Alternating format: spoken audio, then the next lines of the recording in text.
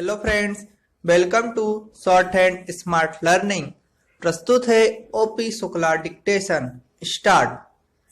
अध्यक्ष जी राष्ट्रपति महोदय के अभिभाषण पर जो धन्यवाद का प्रस्ताव पेश किया गया है, मैं उसका समर्थन करने के लिए खड़ा हुआ हूं। राष्ट्रपति जी ने अपने अभिभाषण में विशेष रूप से आर्थिक विकास और कृषि के संबंध में उल्लेख किया है। इसमें कोई संदेह नहीं कि पिछले वर्ष में खाद और बीज का वितरण ठीक समय पर किसानों को किया गया और साथ ही भगवान की कृपा रही, जिससे वर्षा समय पर हुई और नहरों व नलकूपों में खेती की सिंचाई के लिए समय पर पानी मिला, जिसका परिणाम यह दिखाई दे रहा है कि इस साल अनाज की पैदावार पिछले सालों की अपेक्षा अधिक होगी।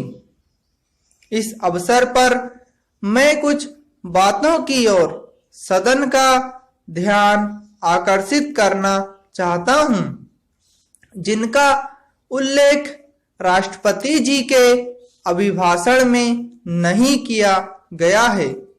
जहां इस अभिभाषण में कृषि उत्पादन, औद्योगिक उत्पादन, विदेश नीति तथा अन्य दूसरी बातों का वर्णन है, वहां हमारे देश में फैले सामाजिक तनाव, धार्मिक तनाव और पिछले साल आई भयंकर बाढ़ का कोई उल्लेख नहीं किया गया है। मेरे विचार से राष्ट्रपति महोदय को अपने अभिभाषण में इन बातों का भी उल्लेख करना चाहिए था। आप जानते हैं कि पिछड़ी जातियों के लिए आरक्षण के नाम पर उत्तर भारत में जगह जगह पर तनाव की स्थिति पैदा हुई है।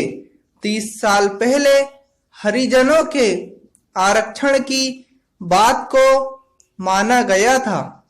मैं हरिजनों के लिए आरक्षण के विरुद्ध नहीं हूं, क्योंकि मैं स्वयं हरिजन हूं, लेकिन अन्य पिछड़ी जातियों के नाम पर जिस आरक्षण की मांग की जा रही है, वह तर्कसंगत नहीं है।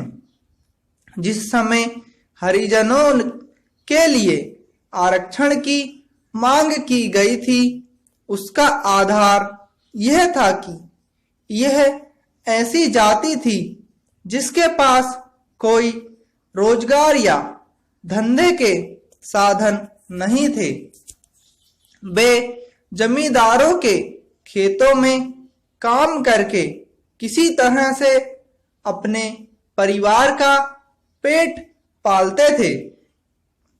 लेकिन आज पिछड़ी जातियों के नाम की जो सूची बनाई गई है, यदि उसकी जांच हो तो आपको मालूम होगा कि उनमें 5% भी ऐसी जातियां नहीं हैं जो किसी जमींदार के खेत में काम करती हों या दूसरों की कृपा पर निर्भर हों। मैं चाहता हूं कि पिछड़ी जातियों के लिए आरक्षण की व्यवस्था करने से पहले इस बात की जांच कराई जाए कि कौन सी जातियां आरक्षण की हकदार है। स्टॉप।